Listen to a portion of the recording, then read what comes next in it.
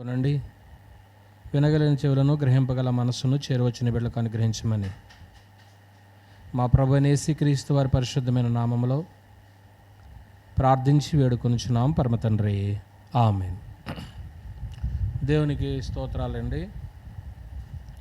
ఆరాధికులుగా చేరువచ్చిన దేవుని బిడ్డలైన మీ అందరికీ ప్రభువైన యేసుక్రీస్తు వారి నామన వందనాలు తెలియజేస్తూ, ప్రియమైన దేవుని బిడ్డలారా, ఈరోజు ప్రభు దినము. దేవుణ్ణి ఆరాధించుటలో క్రైస్తవులు క్రొత్త నిబంధన ప్రకారంగా యథార్థముగా దేవుణ్ణి ఆరాధన చేయాలనేటువంటి ఆజ్ఞతో పాటు దేవుడు ఆత్మ అన్నారు కనుక ఆత్మతో సత్యముతో అనేటువంటి మాట కూడా గ్రంథం మనకి హెచ్చరికగా ఇచ్చింది. అయితే ఈ ఆరాధన విషయంలో వ్యర్థమైన ఆరాధన, స్వేచ్ఛ ఆరాధన, తెలియబడని ఆరాధన, ఇవన్నీ కూడా చేస్తూ ఉన్నారు. అవి కూడా ప్రజలు చేస్తూ మేము దేవుణ్ణి యథార్థంగానే ఆరాధన చేస్తున్నాం అనుకుంటున్నారు. సరే, ఎవరి ఆరాధన వాక్యానుసారం అనేది కనీస జ్ఞానం ఉండి చేతిలో బైబిల్ చదవడం అంటూ వస్తే, ధ్యానించడం వరకు అవసరం లేదు, చదవడం వరకు వస్తే సంగతులు గ్రహించగలరు. కానీ చాలామంది చేతిలో బైబిల్ ఉంటుంది కానీ చదవడం కూడా రాదు. చదవడం అంటే ఏదో అక్షరాలు చదవడం గురించి నేను మాట్లాడతలేదు. అక్షరాలు చదివే పాఠ్యపుస్తకాలు చదువుతారు, కానీ గ్రంథం చదివే విధానం వేరు కదా. అది దేవుని మనసు కదా. దేవుని మనసును ఆత్మ సంబంధమైన సంగతులను ఆత్మ సంబంధంగానే ఆలోచించాలి. అందువల్ల మనము దేవుని యొక్క ఆజ్ఞ ప్రకారంగా జరిగిస్తున్నందుకు దేవునికి రుణపడి ఉంటూ మనల్ని ఈ స్థితిలో ఉంచినందుకు ఈరోజు మనము మరొక పాఠంతో లేఖనంలోనికి ప్రవేశిస్తున్నాం. ఏదైనా తోటలో జరుగుతున్నటువంటి పరిస్థితులను మనం ఆలోచన చేస్తున్నాం. ఈరోజు ఏదైనా తోటలో పాపమునకు దారి తీసిన నాయకత్వం గురించి ఆలోచన చేద్దాం. ఈ నాయకత్వం అనేటువంటిది మొదటి నుంచి ఉంది. నాయకుడు లేని జనులు చెదిరిపోతారు. నాయకుడు లేని కుటుంబం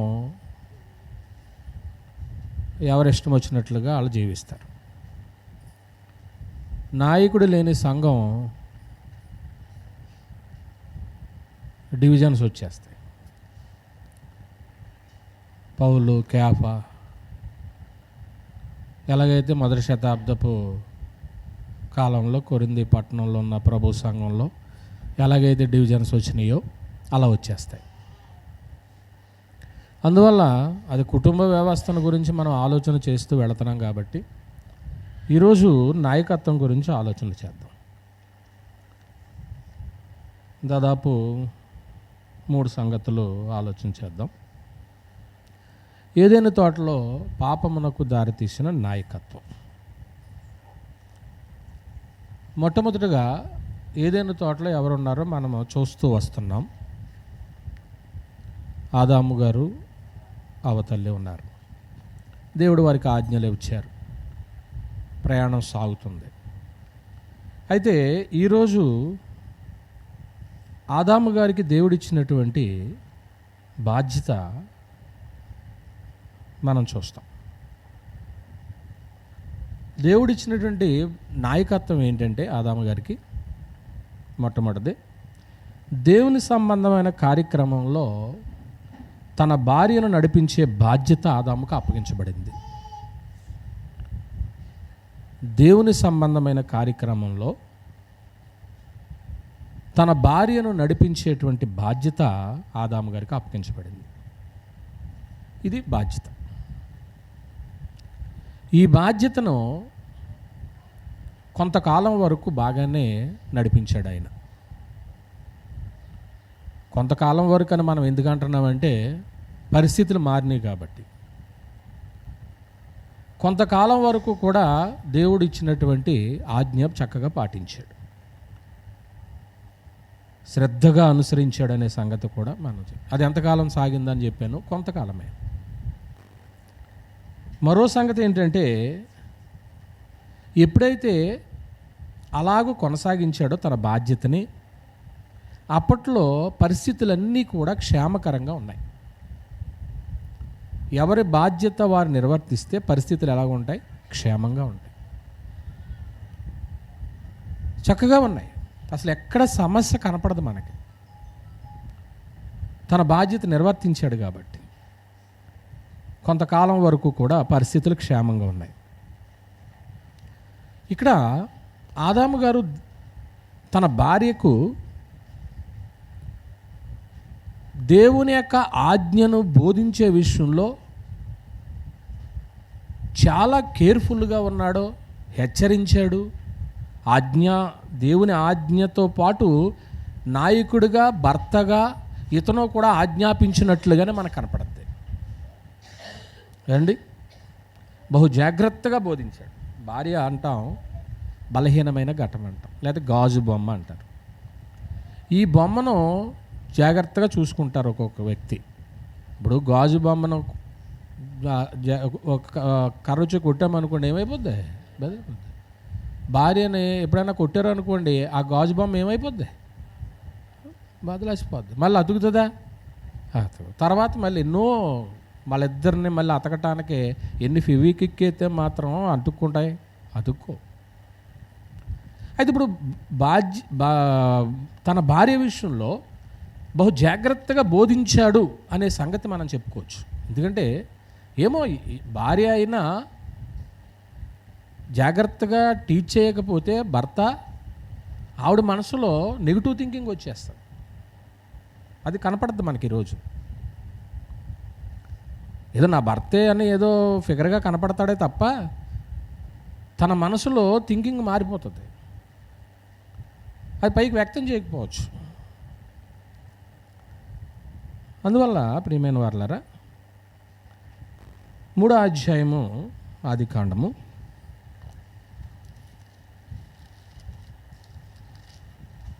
3వ అధ్యాయము. అందుకు స్త్రీ 2వ వచనము, ఈ తోట చెట్ల ఫలములను మేము తినవచ్చును, అయితే తోట మధ్యనున్న చెట్టు ఫలములను గూర్చి దేవుడు మీరు చావకుండానట్లు వాటిని తినకూడదనియు వాటిని ముట్టకూడదనియు చెప్పానని సర్పముతో అవతల్లి ఏం చేసింది? చెప్పి. ఇంత ఖండితంగా అవతల్లి చెప్పగలిగిందంటే ఎవరు ఆజ్ఞాపించినట్టు, ఎవరు బోధించినట్లు అని చెప్పుకోవాలి మనం. దేవుడేం బోధించలేదు, భర్తే ఎంత చక్కగా బోధించాడో చూడండి. ఆ బోధ ఆమెలో ఉండిపోయింది, స్థిరపడిపోయింది. చక్కగా బోధించాడు ఆయన. ఆ బోధించే విధానం మనం ఏదో సాఫ్ట్గా అనుకుంటున్నాం, కానీ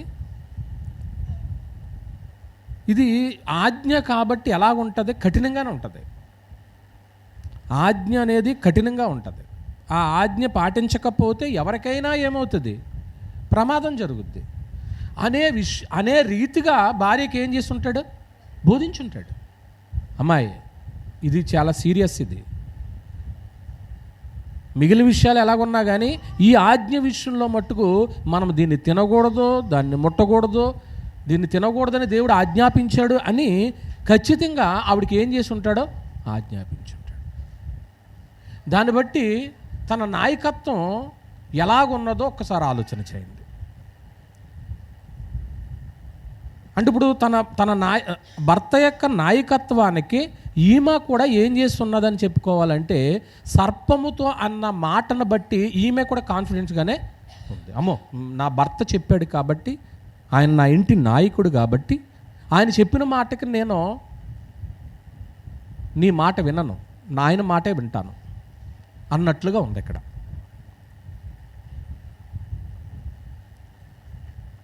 మరో వచనాన్ని చూద్దాము. తిమోతికి రాసినటువంటి మొదటి పత్రిక రెండవ అధ్యాయము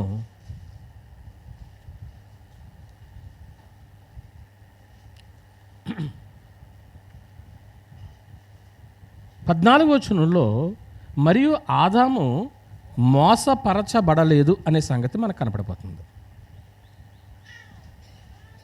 ఏమండి? ఇప్పుడు ఆ మాటను బట్టి ఆదాము ఏం చేయబడలేదని ఉంది, మోసపరచబడలేదు అని అన్నప్పుడు అవ్వతల్లి కూడా మోసములో పడకోకుండా, చిక్కుల్లో పడకోకుండా ఛాన్స్ ఉందనా లేదనా? రైట్, ఆమె కూడా ఉండొచ్చు.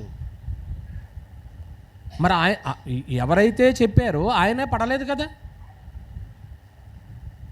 నిన్ను నడిపించేటువంటి నీ భర్తే నాయకుడిగా ఇచ్చినటువంటి ఆజ్ఞ నువ్వే చెప్పావు. సర్పంతో చెప్పిన తర్వాత తన భర్త దగ్గరికి అపవాది వెళ్ళాడు. వెళ్ళిన తర్వాత అపవాది మోసపరచబడలేదు, చిక్కుల్లో పడలేదు. అలా పడకోకుండా ఉండే ఛాన్స్ కూడా ఎవరికి ఉంది? అవతల్లికి ఉంది కదా, అవతల్లికి ఉంది. అంటే దీన్ని బట్టి మనకి ఏమర్థమవుతుందంటే, మొదటి పాయింట్లో 2 సంగతులు చెప్పాను. ఎందుకంటే దేవుని ఆత్మ సంబంధన కార్యక్రమంలో తన భార్యను నడిపించే బాధ్యత ఎవరికి అప్పగించబడింది? ఆదాముకు అందులో ఖచ్చితంగా ఉన్నాడు నడిపించే విషయంలో. అందులో మొట్టమొదటిది ఏం చెప్పానంటే, కొంతకాలం వరకు ఆ ఆజ్ఞను చాలా నాయకత్వాన్ని ఎలా నడిపించాడు, చక్కగా నడిపాడు. కొంతకాలం వరకే, ఫెయిల్యూర్ అయిపోతున్నారు కొంతకాలం తర్వాత. మరో సంగతి ఏం చెప్పానంటే, ఎప్పుడైతే అలాగ నడిపించాడో పరిస్థితులన్నీ ఎలా ఉన్నాయని చెప్పాను, క్షేమంగా ఉన్నాయి. అసలు క్షేమం లేకే కదండి గొడవలన్నీ. కుటుంబంలో క్షేమం అంటూ ఉంటే ఆ ఫ్యామిలీ చూడండి, వాళ్ళ ముఖాలు చూడండి ఎలాగుంటాయో. చాలా ఆనందంగా ఉంటారు. తినేది కొంచెం శ్రేష్టమైనటువంటిది తక్కువైనా, పరమాణాలతో తినకపోయినా పరిస్థితులు క్షేమంగా ఉన్నాయి. అటువంటి పరిస్థితి. అయితే ఇక్కడ మీకు ఏం జ్ఞాపకం చేశానంటే, ఎలాగో అతను బోధ చేశాడు, తన నాయకత్వాన్ని ఎలా నిర్వర్తించాడు అంటానికి ఒకే ఒక జున్ను మనకు బయటపడింది. ఏంటంటే, సర్పం వచ్చి మాట్లాడినప్పుడు కూడా ఖచ్చితంగా స్త్రీ ఏం చేయగలిగింది? చెప్పగలిగింది. అవునా? అంటే ఇప్పుడు తన నాయకత్వాన్ని బాగా పోషించాడనా పోషించలేదనా? పోషించాడు. ఇంకో సంగతి ఏంటి గ్రంథం నుంచి చూసామంటే, మోసపరచటానికి ఇద్దరికీ ఛాన్స్ ఉన్నా కానీ ఆదాము ఏం చేయబడలేదు అన్నది, మోసపరచబడలేదు. మరి నువ్వెందుకు చిక్కుల్లో పడ్డావు?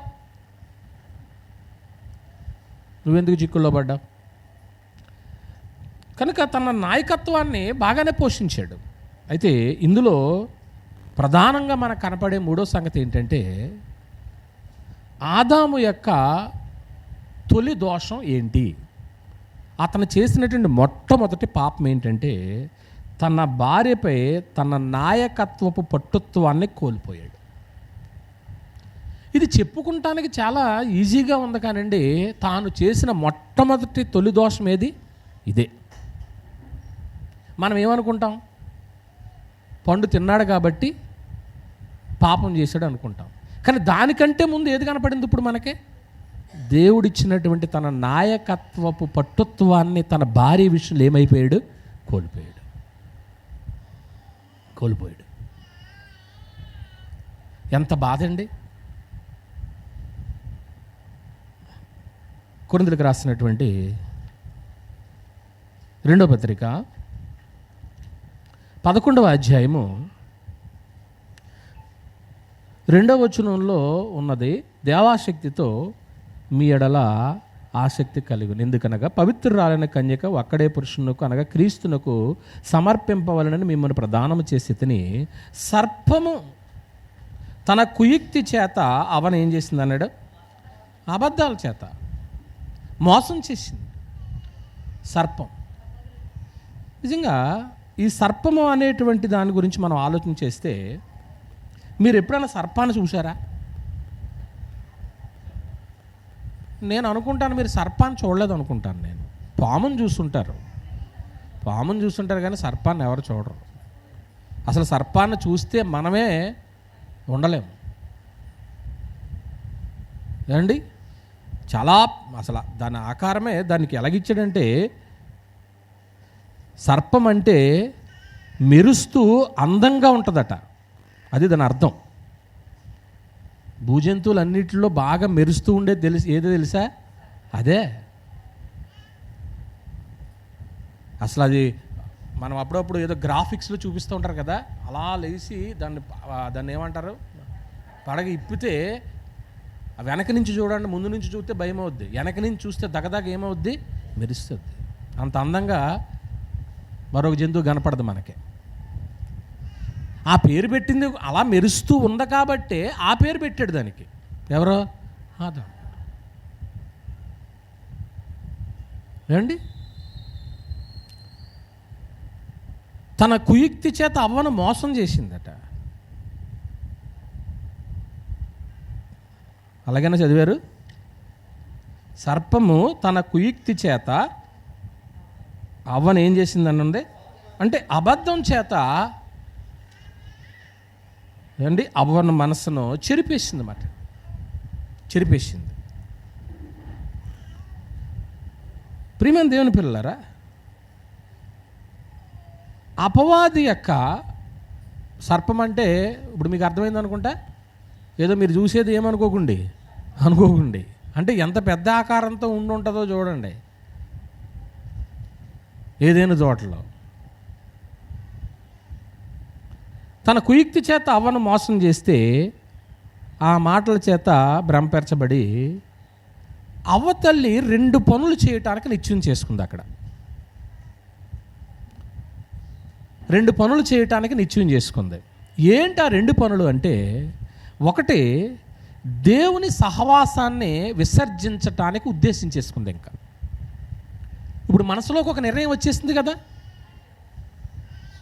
మనసులోకి ఒక నిర్ణయం వచ్చేసింది.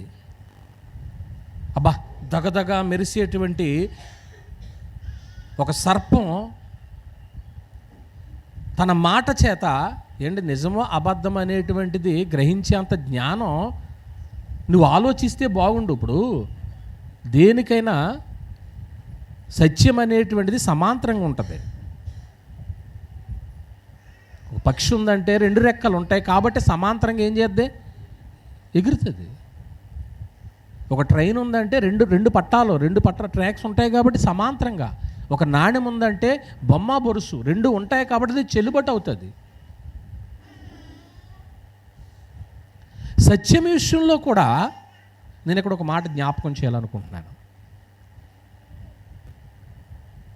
అబద్ధం కంటే సగం సత్యం చాలా ప్రమాదం. నా మాట అర్థం అవ్వలేదు అనుకోండి మీకు. అబద్ధం కంటే ఏది ప్రమాదం? సగం సత్యం. సత్యం అనేటువంటిది పూర్తిగా తెలుసుకోవాలా. నాకు అంతా తెలిసిపోయిందంటే నువ్వు ప్రమాదంలో పడతావు. సగం సత్యం తెలుసుకోకు. కొందరు ఏం చేస్తూ ఉంటారంటే, నన్ను క్షమించండి, నేను క్రీస్తు సంఘం నాకు అంతా తెలుసు అనుకుంటారు. అసలు నాకే అంత తెలీదు. నేను దాదాపు 10 సంవత్సరాలు ట్రైనింగ్ అయ్యి 30 ఏళ్ళలో సేవ చేస్తున్నా, ఇంకా భయపడతా మాట్లాడుతున్నా. మీకు తెలుసు, ఒక్క మాట అయినా పొల్లుతే ప్రమాదం. కనుక సత్యం అనేటువంటిది నేను ఎంత తెలుసుకున్నా ఎక్కడైనా బ్యాలెన్స్డ్ తప్పుతున్నానా వాక్య విషయంలో? ఇంత పరిశోధన చెయ్యకపోతే మిమ్మల్ని ఎక్కడికి నడిపించేవాడిని అవుతాను నేను. కనుక ప్రియమైన దేవుని వారలారా, 2 నిర్ణయాలు తీసేసుకుంది ఆవిడ. ఒకటేంటంటే, అవసరం లేదులే, ఇగో మాకు బలమైన మనిషి దొరికాడుగా, ఇతనితో ఇప్పుడు ఏం చేద్దాము, ఫెలోషిప్ చేద్దాం, సహవాసం చేద్దాం. ఇక రెండో నిర్ణయం ఏం తీసుకుందంటే అవతల్లి, తన భర్తను సహా దేవుని మార్గము నుండి త్రిప్పివేయటానికి పూనుకుంది. ఇవన్నీ ఆది కాండంలోనే ఉన్నాయా? చూసారా? తవ్వే కొలది గని ఏమవుతుంది, వస్తానే ఉంది. ఆ 1వ అధ్యాయం నుంచి 5వ అధ్యాయం దాకా ఇంకా మన బండి వెళ్తలే. ఇప్పుడు తన భర్తను ఏం చేయడానికి నిశ్చయం చేసుకుందంటే దేవుని మార్గము నుండి ఏం చేయాలా? తప్పించేయాలా. దేవుని సహవాసాన్ని ఇంక విసర్జించేస్తాం, ఇంక అవసరం లేదు, ఆయనతో మాకు పని లేదు, ఇంకా ఆయనతో మాకు పని లేదు. కనుక ప్రియమైన దేవుని వారలారా, ఆమె ఏం చేసిందంటే తన భర్త యొక్క నడిపింపు కింద ఉండటానికి బదులు ఆమె తీసుకున్నటువంటి నిర్ణయాలు, ఈవేళ నేను ఏదో కొత్తది కొనుక్కున్నాను. భార్య భర్తను సర్ప్రైజ్ చేద్దామని ఏదైనా చేసిందనుకోండి, భర్త ఏమనుకుంటాడో తెలుసా? ఇది ఆల్రెడీ నాకు తెలిసింది, నువ్వేదో సర్ప్రైజ్ చేద్దాం అనుకున్నావు కానీ ఇందులో కొత్తదేమీ లేదు. నువ్వు భర్తకి తెలియదు ఏం చేస్తావు చెప్పు? ఏదో అనుకుంటావు అంతే, ఏదో నా భర్తను ఏదో ఎలా మెస్మరైజ్ చేసేయాలని అనుకుంటావు. దేవుడు అలా చేసాడు, మరి మనం ఏం చేద్దాం? పురుషుని కొరకే స్త్రీ, కానీ స్త్రీ కొర పురుషుడు కాదు కదా. నేను మిమ్మల్ని ఏమీ తక్కువ చేయట్లేదు, గ్రంథం ఏం మాట్లాడుతుంది అదే మాట్లాడుతున్నాను నేను. ఆలోచించండి.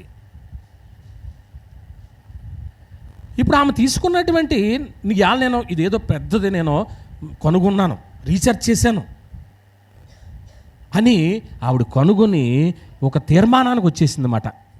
తీర్మానానికి వచ్చేసి, ఏమండి ఇక నుంచి మనం ఈ దారి గుండా వెళ్తున్నాం కదా, ఇది కాదు, ఇది ఒక క్రొత్తవే కనుగొన్నాను నేను, ఈ మార్గం గుండా ఇవాళ నుంచి మనం ఏం చేయాలా? వెళ్ళాలి అనేటువంటి నిర్ణయానికి ఎవరు వచ్చేసారు? ఆవతల్లి వచ్చేసింది. మీకు మొదట్లో చెప్పాను, తన భార్యను దైవికమైన కార్యక్రమంలో నడిపించే బాధ్యత ఎవరిదే? భర్తదే. కానీ ఇక్కడ ఆ పట్టు ఏం చేశాడు? కోల్పోయాడు. కొద్ది రోజులు బాగానే ఉన్నాడు. నేను కుటుంబ విషయం వస్తలేదండి, నేను నీ కుటుంబంలో ఎవరు మెయింటైన్ చేస్తున్నారా, ఎవరు నడిపిస్తున్నారా అనేది నేను మాట్లాడట్లేదు. ఇక్కడ నేను కుటుంబ వ్యవస్థ గురించి మాట్లాడినప్పుడు మాట్లాడతాను. ఇక్కడ నాయకత్వం గురించి మాట్లాడుతున్నాను, పాపానికి దారితీసిన నాయకత్వం గురించి మాట్లాడుతున్నాను. సత్యవాక్యాన్ని మనం సరిగా విభజించకపోతే ప్రమాదంలో పడే అవకాశం ఉంటుంది అన్నమాట అండి. ఏమండి, నిజముగా ఈవిడ తీసుకున్న నిర్ణయాలు మొదటి పాయింట్లో నాకైతే గ్రంథాన్ని బట్టి నేను ఆలోచన చేస్తే క్షేమం అని అనిపించలేదు కుటుంబానికి. ఒక నిజంగా నువ్వు తీసుకున్న నిర్ణయము రాహాబులాగా ఏదైనా ఒక మంచి నిర్ణయం తీసుకో. ఇప్పుడు రాహాబు ఏం చేసింది చెప్పండి? తన ఇంటోళ్ళందరినీ కూడా ఒక క్రొత్త మార్గంలో నడిపించిందంటే ఆ మార్గం ఆ కుటుంబానికి ఏం చూపించింది? క్షేమం చూపించింది.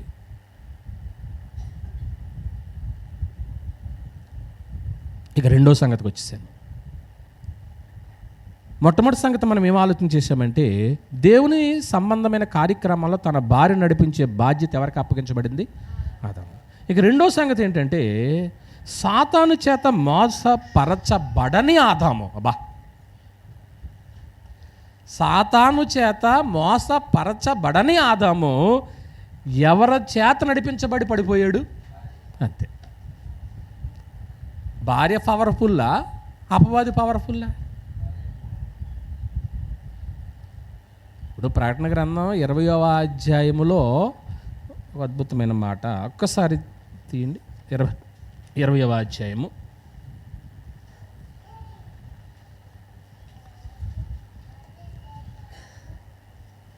మరియు 20వ అధ్యాయం మొదట, పెద్ద సంఖ్యలను చేత పట్టుకుని అగాధము యొక్క తాళప చెవిగల యొక్క దేవదూత పరలోకము నుండి దిగివచ్చుట చూచితిని. అతడు ఆది సర్పమును అనగా అపవాదియు సాతానును అను ఆ మహాఘట సర్పమును పట్టుకొని ఎన్ని సంవత్సరాలు బంధించాడట? 1000 సంవత్సరాలు. ఆది సర్పం చాలా పవర్ఫుల్ అండి. అగాధం అంటే అపవాది నివాస స్థలం అని. ఆ నివాస స్థలంలో వాణ్ణి లోపల వేసేసి తాళం వేసేటువంటి పరిస్థితి ఉంది, తాళం తీసే పరిస్థితి కూడా ఉంది. అయితే తాళం ఎందుకు వేసాడు, తాళం ఎప్పుడు తీసాడు, అది ఈ పాఠంలో చెప్పడం కష్టం కనుక దాన్ని నేను ఈ సందర్భంలో చెప్పట్లేదు. కనుక ప్రియమైన దేవుని వారా, ఆదాము గారు అపవాది చేత, ఆది సర్పమైన అపవాది చేత మోసపరచబడలేదు, కానీ తన భార్య నడిపింపు వల్ల ఏం చేయబడ్డాడో అనే చెప్పుకోవాలి మనం. ఏండి రైట్. ఇందులో నుంచి కొన్ని ఎగ్జాంపుల్స్ మీకు తీసుకొస్తాను. ఎలాగంటే ఇశ్రాయేలీలను నడిపిస్తున్నటువంటి న్యాయాధిపతులు ఉన్నారు. అప్పటికి వాళ్ళకి పరిపాలించడానికి రాజు లేరు. లేకపోతే 430 సంవత్సరాలు న్యాయాధిపతుల కాలం నడిచింది. ఈ న్యాయాధిపతుల కాలంలో సుమారు 13వ న్యాయాధిపతి అనుకుంటున్నాను, ఈ సంసోను ఫిలిస్తీన్లు ఇశ్రాయేల్ని బాధ పెడుతున్నటువంటి రోజుల్లో వాళ్ళ నుంచి విడిపించటానికి పుట్టినటువంటి వాడు ఈ సంసోను. సంసోనుకు చరిత్ర అంతా చెప్పుకోగానే సంసోను బలవంతుడు అనే సంగతి మనందరికీ తెలుసు. ఆ బలవంతుడు ఒక్క స్త్రీ యొక్క నాయకత్వం విషయంలో తను ఏమైపోయాడో,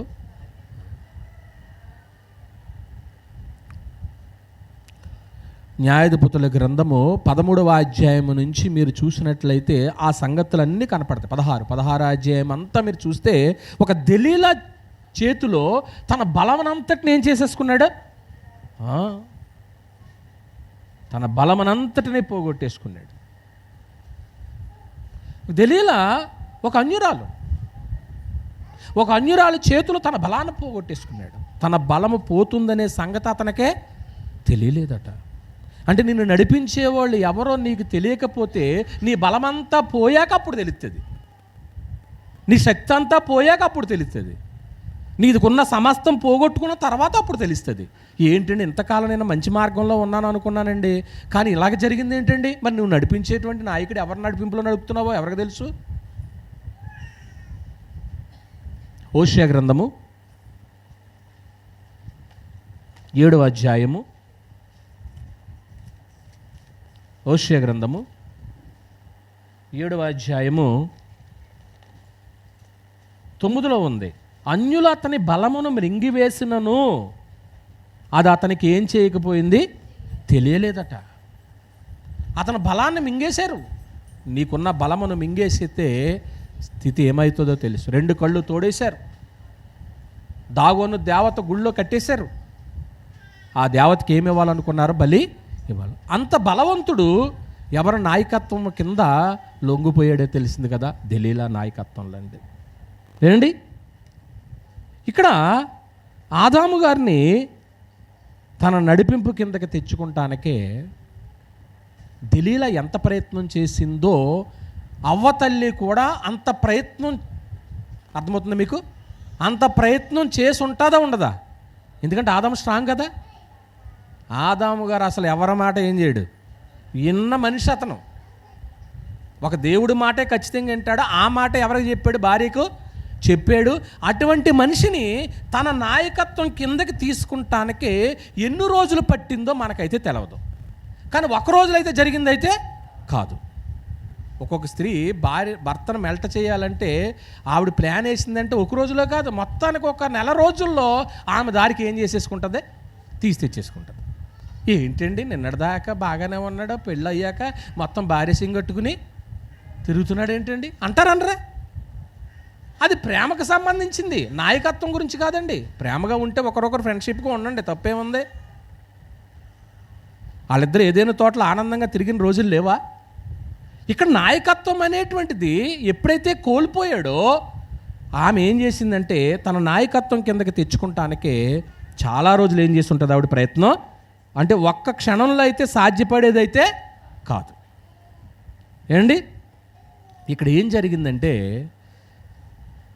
దేవుని సహవాసం కంటే తన భార్య మాట ఎక్కువగా గౌరవించాడు ఆదాము. నాకు ఎప్పుడు ఒక అంటే పెద్ద ఆయన స్కూల్ డైరెక్టర్ చేశాడు, టీచర్ కూడా చేశాడు బైబిల్ స్కూల్లో. ఆయన చెప్పినటువంటి ఒక మాట గుర్తొస్తుంది నాకు. భర్త బయలుదేరాడు అనుకోండి, భార్య ఈవేళ వద్దు అని అందనుకోండి, ఆ సూట్ కేసు అక్కడే ఆ సిద్ధపడిన క్యారేజీ ఏం చేస్తాడు? ఏంటంటే నువ్వు సిద్ధపడిపోయిన తర్వాత భార్య ఏమంది, ఈరోజు మీరు ప్రయాణం చేయొద్దంది. వెంటనే ఏమైపోయాడు ఆ ప్రయాణం? అలా జరగవు సమాజంలో. అప్పుడు అంటాడు ఎప్పుడైనా, అమ్మో నువ్వు చెప్పడం మంచిదే, నేను వెళ్ళకపోవడం మంచిదే అనిపిస్తుంది. సరే, ఇక్కడ నాయకత్వం విషయంలో ఎవరికంటే ఎవరు గొప్ప అనుకున్నాడు? ఇప్పుడు ఉదాహరణకి భార్య భర్తను ఆరాధనకి వెళ్ళొద్దు అందనుకోండి,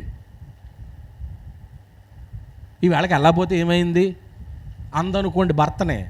అప్పుడు భర్త భార్య నాయకత్వం కింద పనిచేస్తే ఏం చేసినోడు అయిపోతాడు? ఆరాధన మానేసినోడు అయిపోతాడు. లేదు, నాకు దేవుని ఆజ్ఞని నెరవేర్చాలని అనుకున్నాడు అనుకోండి, దేవుని విషయంలో మట్టుకు ఆవిడ మాట ఆరాధనకు ఎందుకు వద్దంటదండి ఏ భార్య అయినా? దేవుని కార్యక్రమాలు ఎందుకు వద్దంటదండి ఏ భార్య అయినా? దేవుని పనులు చేస్తానంటే ఎందుకు వద్దంటదండి ఏ భార్య అయినా? అందువల్ల ప్రియమైన దేవుని వారలారా, ఇక్కడ దేవుని సహవాసం కంటే ఎవరి ప్రేమను ఎక్కువ గౌరవించాడు ఈయన? భార్య యొక్క ప్రేమకు ఆయన ఎక్కువ గౌరవించాడు అన్నమాట అండి. అయితే ఇక్కడ ఒక మాట జ్ఞాపకం వస్తుంది నాకు. ఆ రోజు ఆ ఫోర్స్గా చెప్పుంటాడు, ఎలాగా? ఆ చెట్టు ఫలాన్ని మనం ఏం చేయకూడదు, తినకూడదు. అంత ఖండితంగా చెప్పినటువంటి ఆదాము గారే సాతాను వస్తే బయటికి పో అన్నటువంటి ఆదాము గారే ఇప్పుడు ఈవిడ నాయకత్వం కింద ఏమైపోయాడు? క్యాట్ అయిపోయాడు. నా మాట అర్థమవుతుందా మీకు? ఇక్కడ ఇంకా మాట్లాడడానికి లేదు. ఇంకా మరి మొన్న నువ్వు చెప్పిందే మాట ఏమైంది? అపవాదం వచ్చినప్పుడు మేము తినమన్నాం, మా దేవుని మాట అన్నాం, మోసపరచబడలేదు, భార్యకి చక్కగా నడిపించావు. 3వ అధ్యాయము 6వ వచనంలో ఉన్న మాట ఏంటంటే, ఆ స్త్రీ ఆ వృక్షం ఆహారమునకు మంచిదియు కన్నులకు అందమైనది, వివేకమిచ్చి రమ్యమైనది చూచినప్పుడు ఆమె దాని ఫలములో కొన్ని తీసుకొని తనతో పాటు తన భర్తకిచ్చెను. అతడు కూడా ఏం చేశాడని ఉంది? తినేసాడని ఉంది. ఇంకా అది ఇచ్చినప్పుడు అమ్మో ఆగాగు ఒకసారి మన నాన్నగారిని అడిగొద్దాం అని అన్నాడు అంటారా? మీరైనా ఎప్పుడైనా ఏదైనా పదార్థం మీ ముందు వచ్చిందని కూడా మంచిది, అసలు ఇది ఎక్కడి నుంచి వచ్చింది, దీన్ని తినొచ్చా తినకూడదా అని ఎప్పుడైనా మీరు పరిశీలన చేసుకున్నారా? క్రొత్త నిబంధన వచ్చింది కాబట్టి బతికిపోయాం. క్రొత్త నిబంధన వచ్చింది కాబట్టి ప్రార్థన చేసుకుని ఏం చేయొచ్చు? తినొచ్చు కాబట్టి బ్రతికాం. లేదంటే కొన్ని పదార్థాలు తినడానికి ఏమి ఇవ్వలేదు మనకి గ్రంథం, అధికారం ఇవ్వలేదు. మళ్ళీ లిస్ట్ పెట్టుకోవాలి మనం. డాక్టర్ గారు హాస్పిటల్కి వెళ్ళిన తర్వాత ఒక లిస్ట్ ఇస్తాడు కొందరికి, ఇదిగో ఈ పొద్దున్న ఈ తినకూడదని లిస్ట్ ఇస్తాడు మాట అండి. అందువల్ల 2 సంగతులు మనం జ్ఞాపకం చేసుకున్నాము. మొట్టమొదటిది ఏంటంటే, దేవుని సంబంధమైన కార్యక్రమాల్లో తన భార్య నడిపించే బాధ్యత ఎవరికి ఇవ్వబడింది? ఆదాముకి ఇవ్వబడింది. అది కొంతకాలం వరకు బాగానే నడిపించాడు. తర్వాత తను పడిపోయాడు. అతను చేసిన తొలి దోషం ఏంటని చెప్పాను? తన నాయకత్వ ఒక పట్టుత్వాన్ని కోల్పోయాడు. అంతే. స్ట్రాంగ్గా ఉండండి పురుషులైన వారు. ఇక్కడ ఆమె తీసుకున్న 2 పనులు చేయడానికి ఉద్దేశించిందని చెప్పాను. ఒకటి ఏంటంటే దేవుని సహవాసాన్ని ఏం చేసింది? విసర్జించింది. రెండోది తనతో పాటు ఎవరిని కూడా తీసుకుపోవాలనుకుంది. ఒక ఆమె వెళ్దు కదా, నాతో పాటు మా ఆయన గారు రావాలి అంటది. ఇద్దరు ఏమైపోతారా? వెళ్ళిపోతారు. మరి ఆవిడ మాటే విన్నాడు కదా. రెండోది ఏం జ్ఞాపకం చేసుకున్నామంటే, సాతాను చేత మోసపరచబడని ఆదాం అంత స్ట్రాంగు. ఎవరి వల్ల మోసపరచబడ్డాడు? తన భార్య నడిపింపు వల్ల అనే మాట వాడుకుందన్నమాట అండి. ఇక 3వ సంగతి ఏం ఆలోచన చేద్దామంటే, చివరగా దేవుని సహవాసాన్ని వద్దనుకుంటానికి ఇరువురు ఏకంగా ఏకీభించారు. అంటే దేవుని సహవాసాన్ని ఇద్దరు నిరాకరించారు అని రాసుకోండి. ఇప్పుడు ఒక మాటే కాదండి, ఇద్దరు ఒక మాట మీదకి వచ్చేసారు కాబట్టి, ఇద్దరు కూడా ఒక నిర్ణయానికి వచ్చేసారు కాబట్టి ఇంకొద్దు, మనకి ఎవరి సహవాసం వద్దు. ఇదిగో మనకు చక్కగా మెరిసిపోతున్నాడు దగదగ. ఎందుకంటే దేవుడు కనపడ్డు కదా, ఆయన చూడలేరు కదా, ఇదిగో ఎదురుగా కనపడుతున్నాడు. అతని మాట వినటానికి నిశ్చయం చేసేసుకున్నారు. ఇక్కడ ఒక ఆలోచించవలసినటువంటి సంగతులు కొన్ని బయటకు వస్తున్నాయి. ఏంటంటే, ఒకప్పుడు ఎవరి మాటలు క్షేమం అనుకున్నారో? మీరు పాఠం మీద ఉన్నారని నాకు అర్థమవుతుంది. ఒకప్పుడు దేవుడి మాటలే మాకు క్షేమం అనుకున్నటువంటి మనుషులు ఇప్పుడు ఎవరి మాటలు క్షేమం కాదనిపిస్తుంది. మరి అప్పుడు ఎందుకు అంత ప్రేమగా దేవుడి మాటలు నమ్మావు?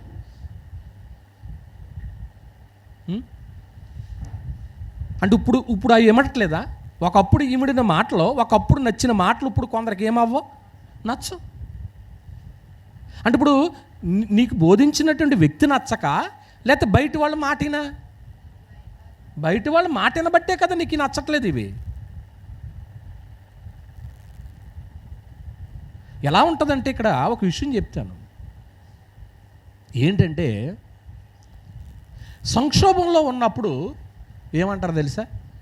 బాధలో ఉన్నప్పుడు, పరిస్థితులు బాగోలేవు అన్నప్పుడు, అయ్యగారండి మా కొరకు ఏం చేయండి, ప్రార్థన చేయండి అంట. ఎందుకంటే ప్రమాదం మీదకి వచ్చేస్తుంది కదా, పరిస్థితులు బాగోవు కదా. పరిస్థితులు బాగోలేవని ప్రార్థన చేశాం.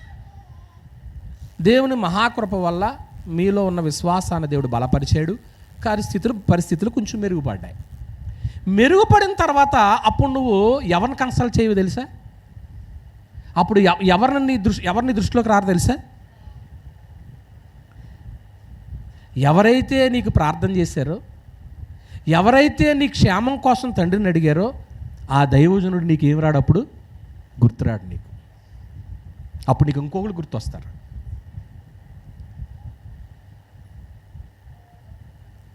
సమూయేలు మొదటి గ్రంథం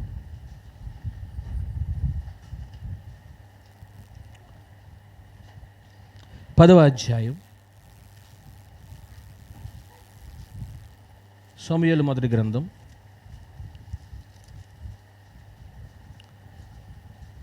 10వ అధ్యాయము తీసుకున్నారా?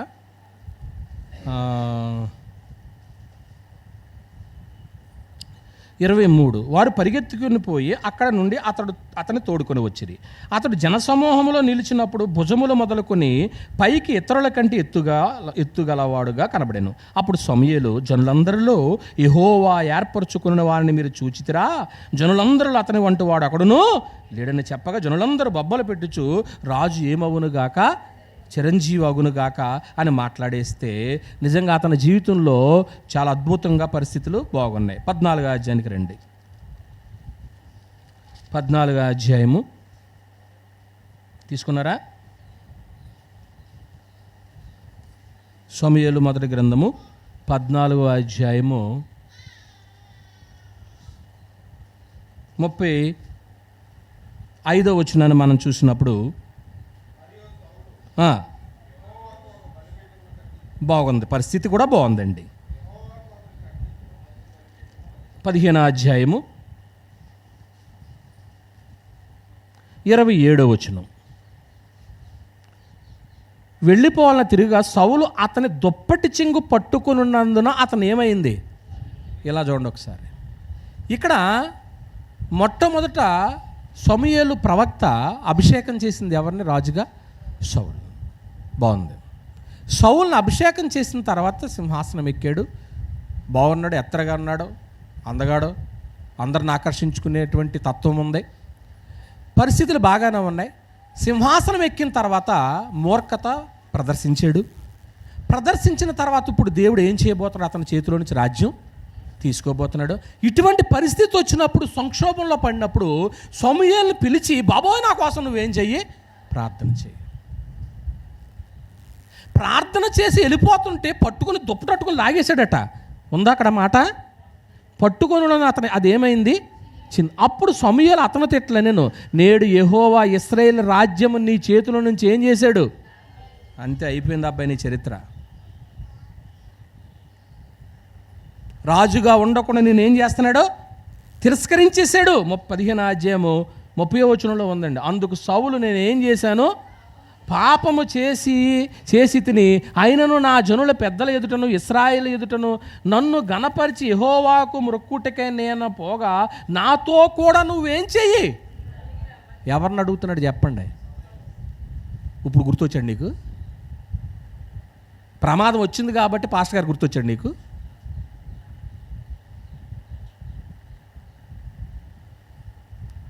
ప్రియమైన దేవుని వల్ల ఆలోచన చేయండి. 13వ అధ్యాయము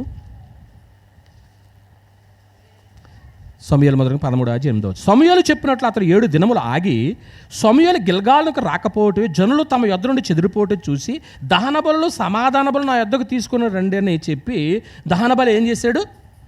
అర్పించేశాడట. 10వ అధ్యాయము 8వ వచనం. నాకంటే ముందు వెళ్ళగా దహన బలులు సమాధాన బలులు అర్పించుటకు నేను నీ యొద్దకు దిగివత్తును, నేను నీ యొద్దకు వచ్చి నీవు చేయవలసిన దాన్ని నీకు ఏం చేస్తానో 7 రోజులు టైం పడుతుందని ముందే చెప్పాడు. ఇక్కడ సమూయేలు రావడం లేట్ అయింది. 7 రోజులకి సమూయేలు రావడం లేట్ అయిందని చెయ్యకూడని పని ఏం చేశాడు? ఇక్కడ నేను ఒక మాట అడుగుతున్నాను, నీకు బాధలో ఉన్నప్పుడు నీ కొరకు ప్రార్థన చేసిన వ్యక్తి వచ్చేదాకా నువ్వు ఉండాలా లేదా? నా వాడు అర్థమవట్లేదు మీకు ఇక్కడ. మరి అతను రాకోకుండా నువ్వెందుకు కార్యక్రమం బలిపీఠం ఎక్కేసి బలి ఎందుకు అర్పించేసావు? అంటే ఇప్పుడు తన చేతిలోకి దేవుని సింహాసనాన్ని తన చేతిలో తీసుకుని, దేవుని నాయకత్వాన్ని తన చేతిలోకి తీసుకుని ఇశ్రాయేల్ని తప్పుదారిలో నడిపించటానికి మూలపురుషుడు అయిపోయాడు. ఇక్కడ విషయం ఏంటంటే ఇతని నుంచి నేర్చుకోవాల్సిన పాఠం ఏంటి చెప్పనా? చూడ్డానికి ఆకర్షణీయంగా ఉంటాడు కానీ దేవుని మాట విన్నోడు. దేవుని మాట వినడు. ఎవరో? సౌలు. దేవుని మాట వినుంటే ఎవరు వచ్చి బలి అర్పించాలా? సమూయేలు వచ్చి ఏం చేయాలా? నీవు సంక్షోభంలో ఉన్నప్పుడు నీ కొరకు ప్రార్థన చేసిన వ్యక్తి నేను 7 రోజుల తర్వాత వస్తానని చెప్పాడు, నువ్వు వెయిట్ చేయాలి అండి. ఓ సంగతి నాకు గుర్తు వస్తుంది. మా పిల్లలు ఎక్కడో ఉన్నారో స్థానిక సంఘ పిల్లలు, పేరు చెప్పను కానీ వాళ్ళకి తెలిస్తే మీకు తెలియదు. నేను ఒక సమస్యలో ఉన్నాం. సమస్యలో ఉన్నప్పుడు నాకు వార్త వచ్చింది, అంటే పలానా వ్యక్తి చనిపోయారని. సరే ఏంటి పరిస్థితి అంటే ఇలాగని అన్నారు, హ్యాంగింగ్ అన్నారు. సరే దీనికి ఏదో టైం పడుతుందిలే అనుకున్నాను. అనుకున్న తర్వాత నేను ఆ నైట్ రాలేదు, సాయంత్రం ఆ రోజు సాయంకాలానికి నేను త్వరగా కార్యక్రమం నాకు ఫోన్ వస్తుంది అని అనుకుని నేను ముగించుకుని రావడానికి ప్రయత్నం చేస్తాను. చేయడం నాకు ఆలస్యమైంది. వచ్చి నేనే చేశాను బరేల కార్యక్రమం. జస్ట్ ఆలస్యమైందని ఒక ఫ్యామిలీ సత్యం నుంచి ఏమైపోయారు? దూరం అయిపోయారు. అర్థమైంది అనుకుంటే పేరు వద్దు. మళ్ళీ వచ్చి నేనే చేశా.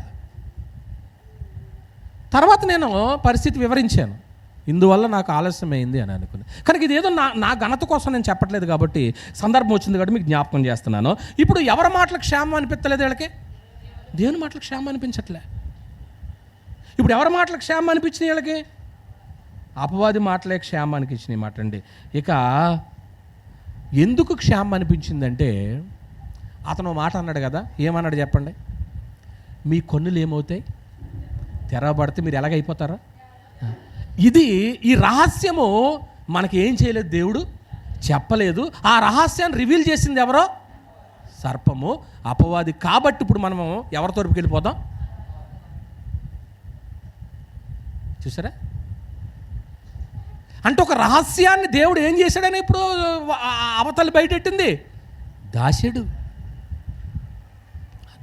కాబట్టి ఇంకా మనం ఇప్పుడు ఎవరి తరపున ఉండొద్దు? దేవుని తరపున వద్దు. దేవుని మాట వినవసరం లేదు.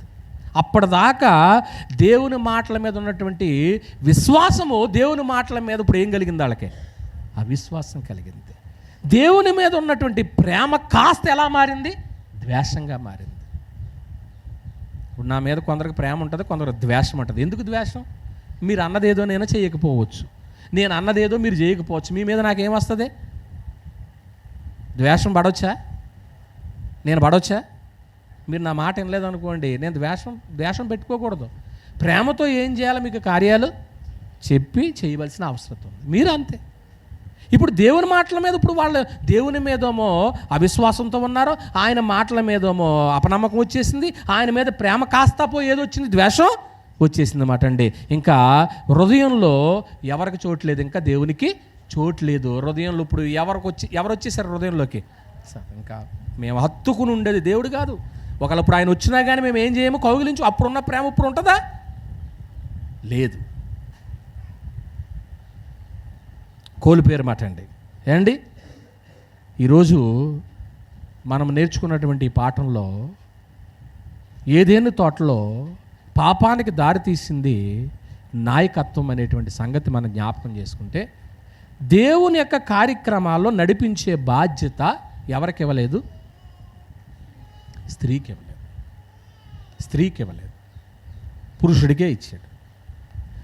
అక్కడ మనం ఏమి నేర్చుకున్నామంటే ప్రియమైన వారలారా, కొంతకాలం బాగానే నడిపించాడు, కానీ పరిస్థితులు క్షేమంగా ఉన్నాయి. తర్వాత తాను ఏం చేశాడు తెలుసా? తాను చేసిన తొలి దోషం ఏంటని చెప్పుకున్నాం? తన నాయకత్వాన్ని కోల్పోవడమే. ఎవరి విషయంలో? తన భార్య విషయం. బయట కూడా నీకెందుకు, నీ భార్య నీ ఫ్యామిలీ. ఎవరో చెప్పారు, నీ భర్త భార్య అంతా వాళ్ళిద్దరే ఫ్యామిలీ. రేపొద్దున బాగోలేకపోతే నేను ఎవరో ఫోన్ చేసి, అయ్యా హాస్పిటల్ తీసుకెళ్తున్నాను నా భర్తనే, ప్రార్థన చేయండి అంది. అప్పుడు ఒక మాట, భర్త బాగోలేదు అనుకోండి, దగ్గరుండి పరిచయం చేసేది ఎవరో? భార్యే కదా. ఆ భార్యనే ఏం చేస్తాడు ఈ పురుషుడు? ఒక్కొక్కసారి భర్త కోప్పడుతుంది. అందుకే మొదట్లో చెప్పాను, ఆ గాజు బొమ్మ మీద ఏం చేయొద్దు మీరు, కోప్పడదు. మమ్మల్ని ఓ పక్క నుంచి ఈయన పొగుడుతున్నాడా తిడుతున్నాడా మాకు అర్థం అవ్వట్లేదు అనుకుంటారు మీరు ఈరోజు. ఏంటి గ్రంథం ఏం చెప్పింది అదే చెప్తాను.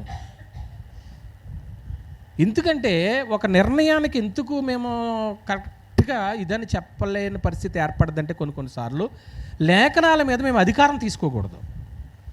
నా మాట అర్థమవుతుంది మీకు? ఇక్కడ నేను ఇది గ్రంథం ఎలా చెప్పింది మనం డిసైడ్ అవ్వాలా. దీని మీద అధికారం తీసుకుంటానికి సువార్థికుడిగా నాకు అధికారం ఉండదు. కొన్ని ఉంటాయి సంఘంలో, కొన్ని చేసి కొత్త నిబంధనకి వెళ్ళినప్పుడు చెప్పుకుంటాం మనం. రెండో సంగతి మనం ఏం జ్ఞాపకం చేసుకున్నామంటే, సాతాను చేత మోసపరచబడిన ఆదాము భార్య మాట చేత ఏం చేయబడ్డాడు. అది ఎన్ని రోజులు పట్టిందో మనకు తెలవదు. మొత్తానికి ఒక రోజులో అయితే జరిగింది కాదు, టైం పడుతుంది. నిజంగా ఒక వ్యక్తిని మార్చాలంటే మీరు ఎన్ని రోజులు పడుతుంది చెప్పండి? మీ మార్గంలో తీసుకురావాలంటే మామూలుగా అడుగుతున్నాను. మీకు తెలుసు కదా. ఎందుకు పాస్టర్ గారు నేను బాణం వేశానంటే సాయంత్రానికే పడిపోద్దని అంటారా? స్త్రీ అనుకుంటే ఏదైనా చేయగలదన్న ఒక రుజువు అయిందా లేదా? ఇక్కడ రుజువు అయింది. అండ్ మూడోది ఏం చెప్పాను తెలుసా? ఇప్పుడు ఆయన సహవాసాన్ని తృణీకరించడానికి ఒక్కరా ఇద్దరు కలిసిపోయారా? ఇద్దరు కలిసిపోయారు. అయితే దీనివల్ల జరిగినటువంటి ప్రమాదం ఏంటి? ఏం జరిగిందంటే, ఇది ఎంత చేటు తీసుకొచ్చిందంటే, దేవుని విషయంలో స్త్రీ యొక్క నడిపింపు నాయకత్వం ఎంత కీడు, ఎంత చేటు తీసుకొచ్చిందంటే ఆదాం మీదకి. ధర్మశాస్త్ర కాలంలో దేవాలయంలోనికి ఎవరికి ప్రాధాన్యత లేదు, స్త్రీలకి ఏమి లేదు, ప్రాధాన్యత లేదు. అంటే నీవు దేవాలయంలోనికి వచ్చి ఏం చేసుకునే ఛాన్స్ లేదు, నీకు ప్రార్థన చేసుకునే ఛాన్స్ లేదు. ఎవరి నాయకత్వం వల్ల తెలుసా? నీ నాయకత్వం వల్లే నువ్వేం చేసుకున్నావు, పోగొట్టుకున్నామాట అండి. ఏండి కొన్నిసార్లు ఎలాగుంటుందంటే, మన ఓటమికి ఎవరు నిందిస్తాం? దేవుని నిందిస్తాం. ఎప్పుడు అలా నిందించుకోండి. నీ ఓటమికి నువ్వే బాధ్యురాలు. నా ఓటమికి నేనే బాధ్యుణ్ణి. నేను ఎందుకు ఓడిపోయానంటే నాలో ఏదో లోపం ఉండి ఓడిపోయాను. నువ్వెందుకు ఓడిపోయావు అంటే నీలో ఏదో లోపం ఉండి ఓడిపోయావు. నీ ఓటకు నువ్వే కారణం, దేవుడైతే కారణం కాదు. ప్రియమైన దేవుని వాళ్ళారా ఏండి, ధర్మశాస్త్ర కాలంలో ఎందులోకి ప్రవేశం లేదు వీళ్ళకి? దేవాలయంలోకి ఏమి లేదండి, ప్రవేశం లేదండి. మరి దేవుని ఆలయంలోనికి ప్రవేశం లేకపోతే ఎంత ఇబ్బంది. ఈవేళ చాలామంది ఏం చేస్తున్నారంటే, ఈ మాట చెప్పి నేను ప్రార్థన చేస్తాను. ఇవాళ చాలామంది ఏం చేస్తున్నారంటే, అపవాది మాట ఎవరి నోట పలికిస్తాడండి? అపవాది అనేక మంది అబద్ధ బోధకులను ఏం చేసుకున్నాడు, తయారు చేసుకున్నాడు. దాన్ని దెయ్యపు బోధ అన్నారు, అబద్ధపు బోధ అన్నారు. ఈ అబద్ధపు బోధ చేత ఆడి పేరే అది. అబద్ధమునకు ఎవరో జనకుడు. ఆడు అబద్ధం చెప్తాడు. ఆ అబద్ధానికి ముందు ఎవరు మోసపోయారు? అవతల్లి మోసపోయింది. మోసపోనప్పుడు ఈయనైనా ఎలాగుండాలా? నేను ఒక లీడర్ని కాబట్టి కుటుంబాన్ని విషయంలో, దేవుని విషయంలో, దేవుని నడిపింపు విషయంలో నేను ఖచ్చితంగా ఉంటే నా భార్య పడిపోదు అని అనుకుంటే కుటుంబం క్షేమంగా ఉండేది. కానీ సాక్షాత్తు దేవాలయంలోకి వెళ్ళి ప్రార్థన చేసుకుందామనేటువంటి భాగ్యాన్నే ఏం చేసుకున్నారు? ఆడవాళ్ళు పోగొట్టుకున్నారు. కనుక దేవుని విషయంలో మంచి నిర్ణయాలు తీసుకోండి. మీ భర్తను నడిపించొద్దని నేను అన్న, కానీ నడిపించేటప్పుడు ఇప్పుడు ఆవిడ నడిపించింది ఎవరో? అననీయ సప్ఫీరా. ఇద్దరు ఏకీభించారు కదా, ఇద్దరు ఏకీభించారు. పరిశుద్ధాత్మని ఏం చేశారు? మోసం చేశారు. వీళ్ళిద్దరూ ఏకీభించి ఎవరిని మోసం చేశారు? దేవుడు. మరి అననీయ సప్ఫీరాల్లాగా ఉందామా, ఆదామా వల్లాగా ఉందామా? ఈ రోజైతే వీళ్ళిద్దరూ కూడా మనకు నచ్చలేదు. బైబిల్ని బట్టి వీళ్ళిద్దరూ నెగిటివ్గానే కనపడ్డారు. పోనీ అలాగని సౌలు నాయకత్వం ఏమన్నా బాగుందా? సౌలు కూడా నాయకత్వం బాగలేదు. అతను ఏం చేశాడు? తన పరిస్థితులు బాగున్నప్పుడు ఒకలాగున్నాడు, పరిస్థితులు బాగోలేనప్పుడు ఒకలాగున్నాడు. కనుక నీ నాయకత్వం ద్వారా దేవాలయంలోనికి అర్హత పోగొట్టేలాగా నీ భర్తకు చేసావా? నువ్వు కోల్పోయావంటే నువ్వే కోల్పోయావు. కనుక మీ నాయకత్వం జాగ్రత్తగా లీడ్ చేసుకోండి. ఒక స్త్రీ చాలా తెలివైనటువంటి, అందుకనే బైబిల్లో రాయబడిన మాట ఏంటంటే జ్ఞానవంతురాలు తన ఇల్లు కట్టును అన్నాడంతే. ఒక స్త్రీ దేవునిలో భర్తను చక్కగా పెంచుకుంటుంది, వెరీ గుడ్. కుటుంబంలో చక్కగా కట్టుకుంటుంది, వెరీ గుడ్. ఇక్కడ ఈరోజు నేర్చుకున్న పాఠంలో దేవుని విషయంలో చెప్పండి, ఎవరో ఏదేనిలో జరిగిన సంగతి, ఎవరి నాయకత్వం కింద ఉండాలా? స్త్రీ పురుషుని యొక్క నాయకత్వం. వాళ్ళిద్దరి సంగతి చెప్పాను. తర్వాత ఏం జరిగింది అనేటువంటిది మనం చూస్తాం. వాళ్ళు ఏదైనా తోటలో ఉన్నారా, ఏదైనా తోటలో బయటికి వెళ్ళిపోయారా? ఎవరి నడిపింపు వల్ల? కనుక పురుషులారా, మరొకసారి మీకు గ్రంథాన్ని బట్టి చెప్తున్నాను, దేవుని విషయంలో వాక్యం ఏం చెప్పిందో దాని ప్రకారంగా ఉండండి. అలాగంటే ఇక్కడ ఒక మాట వస్తుంది మీకు, పూర్తిగా వాక్యం తెలుసుకోవాల్సిన స్త్రీయా పురుషుడా? ఎక్కువ జ్ఞానం తెలియవలసింది, బైబిల్ తెలియవలసింది ఎవరికే? పాత నిబంధన ప్రకారంగా అయితే ఇప్పుడు ఈరోజు మనం చెప్పుకున్న పాఠాన్ని బట్టి అయితే ఆదాము గారికి దేవుడు ఆజ్ఞాపించాడు కాబట్టి ఆ ఆజ్ఞ ప్రకారంగా ఎవరికి చెప్పాడు? తర్వాత వచ్చినటువంటి అవతల్లికి చెప్పాడు. పురుషుడిగా నువ్వు గట్టిగా నేర్చుకో, వాక్యాన్ని తెలుసుకో, దేవుని మనసు తెలుసుకో, నీ కుటుంబాన్ని నువ్వు నడిపించుకో, నీ భార్యను నడిపించుకో. అలా కాకుండా భార్య దేవుని విషయంలో వద్దు, మన ఇద్దరం కూడా గుడికి వెళ్ళొద్దు, మన ఇద్దరం దేవుడి కార్యాలు చేయొద్దు, దేవునికి ఇయ్యొద్దు, దేవుని కోసం ప్రార్థన చేయొద్దు అని అన్నారు అనుకోండి స్త్రీ, ఆ విషయంలో అయితే మటుకు నీ నాయకత్వ పట్టుత్వాన్ని ఏం చేసినాడు అయిపోతావు? కోల్పోనడు అయిపోతావో. ఏదైనా తోటలో నుంచి ఏం చేయవలసి వస్తుంది? బయటికి వెళ్ళిపోవలసి వస్తుంది. దేవాలయంలోనికి, అతి పరిశుద్ధమైన దేవాలయంలోనికి, యూదులు నిర్మించుకున్న దేవాలయంలో అన్యులకు ప్రవేశం లేదు. అలాగే స్త్రీలకు కూడా ఏమి లేదు, యూదుల స్త్రీలకి ప్రవేశం లేదు. అంత స్థితి తెచ్చుకున్నారన్నమాట అండి. తర్వాత దాన్ని ఎలాగో మళ్ళీ యేసుప్రభు వచ్చిన తర్వాత దాన్ని తిరిగి రిస్టోర్ చేశాడు అనేటువంటిది పాఠాలు చూద్దాము. కానీ ఈరోజు మనం నేర్చుకున్న పాఠంలో ఏదైనా తోటలో పాపానికి దారితీసిన నాయకత్వం, ఎవరి నాయకత్వం పోగొట్టుకున్నారో? ఆదాము గారు తన నాయకత్వాన్ని ఏం చేసుకున్నాడో నిలుపుకోలేకపోయాడు. నిలుపుకోండి, మీ కుటుంబాలను చక్కగా నడిపించుకోండి. ఏదేను లాంటి సుందరమైనటువంటి కుటుంబంలో మీరు మీ కుటుంబాలు పోషించుకుని సంరక్షించుకోమని ఈ మాటలు హెచ్చరిస్తున్నాను. తర్వాత ముగిసిన మీ అందరి కొందనాలు కళ్ళు మూసుకొని ప్రార్థన చేసుకుందాం. మమ్మల్ని మిక్కిలిగా ప్రేమించిన మా కన్న తండ్రి, ఏదేను తోటలో వాళ్ళు చేసిన పాపం ఏమీ కనపడతలేదు. కానీ తొలి దోషం ఏంటంటే తన నాయకత్వము కోల్పోయాడు. ఆ నాయకత్వం కోల్పోవడం ద్వారా అతను పాపం చేశారు. ఆ పాపం వల్ల ఏదైనా తోటలోంచి నెట్టివేయబడ్డారు. అయితే ఆ నాయకత్వం కింద ఎన్ని సంగతులు జరిగినాయో ఈరోజు మేము నేర్చుకున్నాం. వారు నిర్ణయం తీసేసుకున్నారో దేవుని సహవాసం వద్దని, ఇది మాకు క్షేమం కాదు ఆయన మాటలను అనుకున్నారో. ఒకవేళ మా జీవితంలో ఏది సత్యమని నమ్మేమో దాంట్లోనే మా ప్రయాణం సాగితే మాకు క్షేమం. ఈనాడు మమ్మల్ని అందరినీ నాయకుడిగా ఉండి పరిపాలిస్తున్నటువంటి సంఘానికి శిరస్సు క్రీస్తునైనా ఆయన అధికారం కింద మేము జీవిస్తే మా కుటుంబాలు బాగుంటాయి. ఆనాడు దానివల్ల పర్యవసానము దేవాలయంలోనికి స్త్రీలకి ప్రాముఖ్యత ఇవ్వలేకపోయారు.